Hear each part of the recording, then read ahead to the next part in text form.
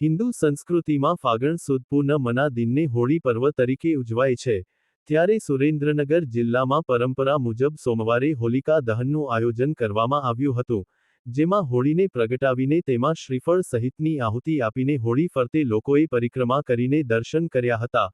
હોલિકા દહનના પર્વની સોમવારે સુરેન્દ્રનગર, ચોટીલા, લખતર શહેર તેમજ ગ્રામ્ય વિસ્તારમાં ઠેર ઠેર ભારે આસ્થા અને ઉત્સાહભર્યા વાતાવરણમાં ઉજવણી કરવામાં આવી હતી. લખતર શહેરના વડવાળી શેરીમાં આવેલા આદ્ય શક્તિ ગરબી ચોક ખાતે આ વર્ષે હોલિકા દહનની શાસ્ત્રોક્ત વિધિ મુજબ વચ્ચે માટીના માટલામાં કઠોળ મૂકી ફરતા છાણા ગોઠવીને હોલિકા દહન કરવામાં આવ્યું હતું.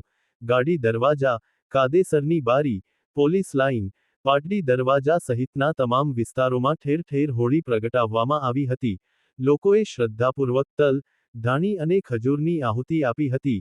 ચોટીલા ખાતે ડુંગર ઉપર છેલ્લા 150 કરતાં વધુ વર્ષોથી હોળી પ્રગટાવવામાં આવે છે.